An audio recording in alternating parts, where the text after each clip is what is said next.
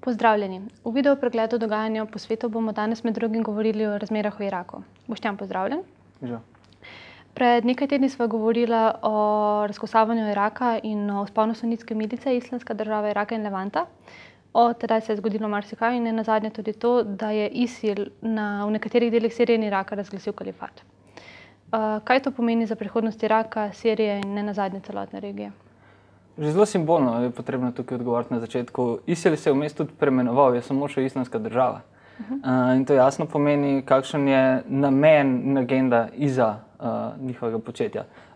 Meja med Sirijo in Irakom je vsaj v večjem delu zdaj dokončno zbrisana. Skoraj nemogoče je še govoriti v starih nekih geostrateških pojmih o Siriji in Iraku kot celostno, enotno delujočih državah.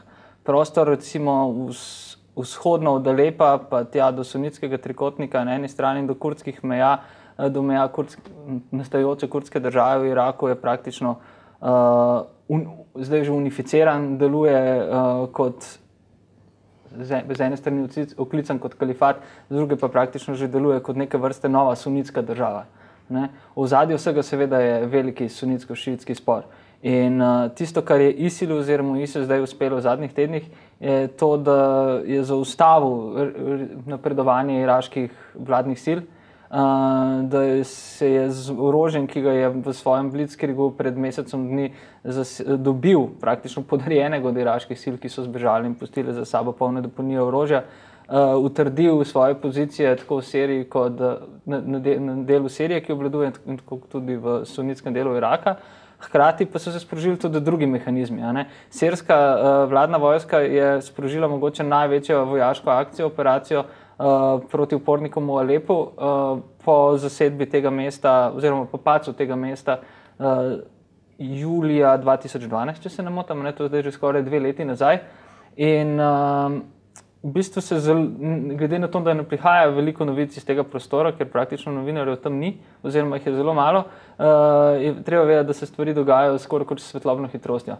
Rišejo se nove geostrateške meje, padajo stari vzorci in krepi se, kot je že prej rečeno, sunitsko-šiitska vojna. Dolga leta je bila to hladna vojna, zdaj to postaja dominirajoči konflikt.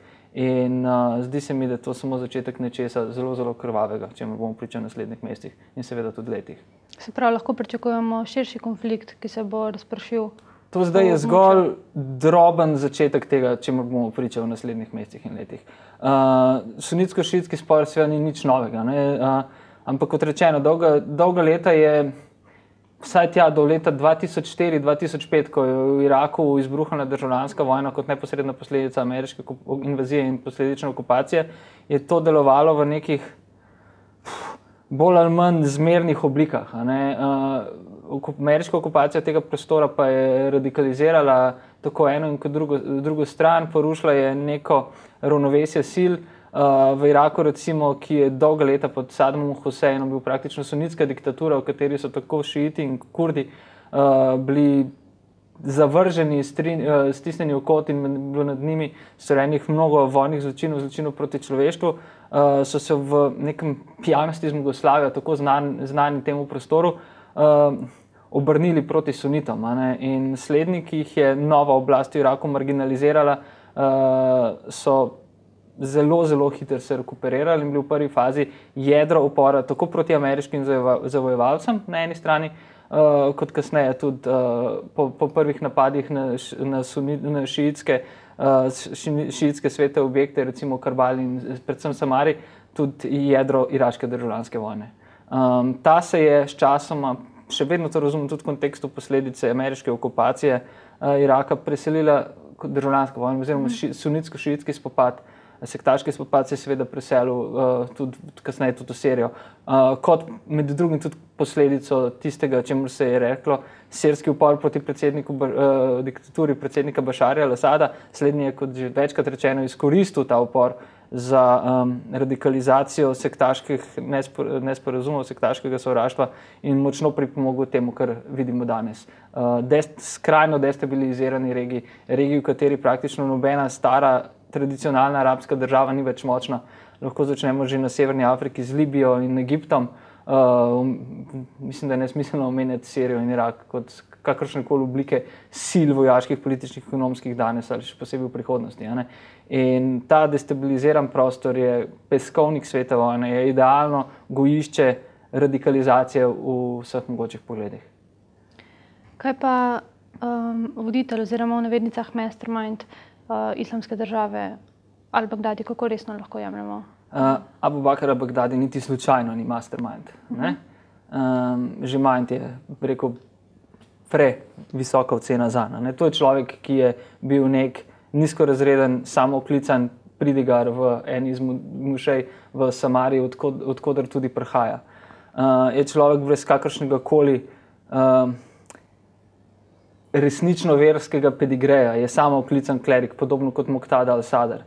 To je človek, ki je študiral na Tehnološki univerzi v Bagdadu, ni teolog na eni strani. Čeprav si to pripisuje in si v določenih CV-jih na islamističnih spletnih straneh pripisuje teološko podlago, nimajo v resnici. Hkrati pa je bil v eni izmed ameriških racij mislim, da je leta 2004, če ne 2005, ujet in bil potem preživel naslednjih 5 let v ameriško-iraškem zaporu na jugu Iraka. V zaporu, v bližini Basre, kjer je bilo nastanjenih kar veliko pomembnih in vplivnih voditeljev tedanje podružnice Al-Kaide za Irak, ki je nekako ideološko-tehničen vzvod in začetek tudi ISIL-a. In Abu Bakr al-Baghdadi, človek, ki se v resnici piše al-Samari, je bil strani, številni veri to zatrjujejo, obveščevalnih služb, izbran za nekoga, ki bo sčasoma nasledil pokojnega al-Zarqabija. In njegova radikalizacija in na drugi strani tudi indoktrinacija je potekala 5 let. In ko je bil spuščen, je praktično nemudoma krenil na polno in postal eden glavnih akterjev, ko bi rekel, savdske zunanje politike. In ne samo savdske, celostno anti-prosperiteta Bližnjega vzhoda usmerjeni politiki, ki smo jo priča marsikje v zadnjih letih. Je človek, ki je podizvajalec, ni izvajalec, je človek, ki nikakor ni mastermind, je človek, ki posluša mastermind. Vprašanje je, kdo je tu gospodar. Lahko se samo vprašamo, komu trenutni kaos na Bližnjem vzhodu najbolj koristi. Komu koristi dejstvo, da so vse velike, močne, tradicionalne arabske države sesute. Komu koristi veliki sunitsko-šiitski konflikt in popolna destabilizacija regije. Še več, šel bi naprej. V nekem trenutku se je zdelo, kljub umazani vlogi v sirski vojni, da je Iran zelo grd igralec v tej zgodbi. Pa vendarle se je, recimo, po dogovoru o umerjanju razvoja jedrskega orožja, če temu rečem po domače, v Ženevi, in v umilitvi sankcij je Iran začel delovati kot neka racionalna sila. Malce ironično se glede na zadnjih 30 let iranske zunanje politike, da govorimo kot Iranu, kot racionalni sili, pa vendarle. Iran ni prilival velikega ognja na obstoječe konflikte. Seveda na nek način je s podporo Hezbolaha in siljenja Hezbolaha v sirsko državljansko vojno, kar je bilo še kar pomembno za radikalizacijo obeh strani. Ampak v Iraku je pa Iran ves čas deloval politično. Preko politike Nurija al-Malikija, predsednika vlade, je izvajal svoje cilje in bil po, kako bi rekel, vojaški upokojitvi Muqtade al-Sadra in njegovih brigad precej miren. Tu je najbolj umazano vlogo odigrala Saudska Arabija. Saudska Arabija, ki se strahovito boji parih stvari. Ne samo iranske naftno-plinske prevlade v regiji in lastnih sosečih se naftnih rezerv. Saudska Arabija se daleč najbolj boji tega, da bo izgubila svojega tako rekoč absolutnega zaveznika in največjega uvoznika njene nafte, Združene države Amerike. Kot že rečeno, pred tedni Združene države Amerike postajajo energetsko samopreskrbne, se bodo sčasoma začele umikati od nafte in se bodo tudi geostrateško, to že počnejo, umikale proti Aziji na Pacifik. Saudska Arabija tu ostaja obsamljena. Podoben problem z Združenimi državami, kot tudi že povedano, ima tudi Izrael.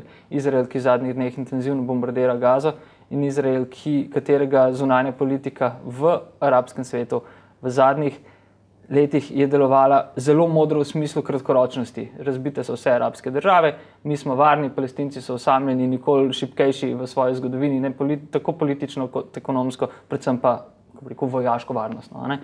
Ampak to je kratkoročno. In tisto, kar je mogoče pričakovati, je, da bo Izrael, ki mu je navidezno ustrezala ta zgodba, v naslednjih mesecih, že v tednih, imel silovite varnostne težave po dolgih letih tudi na svojih tleh. Vsaka žival ima svojo raven bolečine, in vsak človek ima svojo raven bolečine in mislim, da je palestinska bolečina v tem trenutku prišla do skrajnega roba.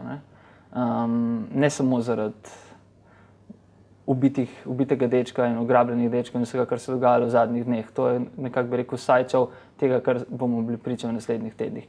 In ves čas se govori, da gre za nafto. Gre na nekih robovih zgodbe. Šlo je v letih 2001, 2007, 2008. V zadnjih letih gre bistveno bolj za vodo. In tu sta velika zaveznika, sicer v izgubljenju absolutne ameriške ljubezni, Saudska Arabija in Izrael. Vsi ključni spopadi v Siriji in Iraku potekajo ob 3 rekah. In to je prostor, Saudska Arabija se suši, kolikor že ni popolnoma suha. Izrael je praktično že uzurpiral vse palestinske vodne vere in se tudi suši in išče nove oblike, hkrati z naraščajočim prebivalstvom, nove oblike pridobivanja vode. Vode je ogromno ravno v predelu, če pogledamo na zemljevid, kjer se nahajajo vodni viri, ki ga v tem trenutku fantje Abu Bakr al-Baghdadija, stare baptistične milice, plemenske sile in uvožene džihadovske enote obvladujejo. Ne gre za iracionalno delovanje, gre za skrbno premišljen geostrateški projekt. Hvala lepa. Okay.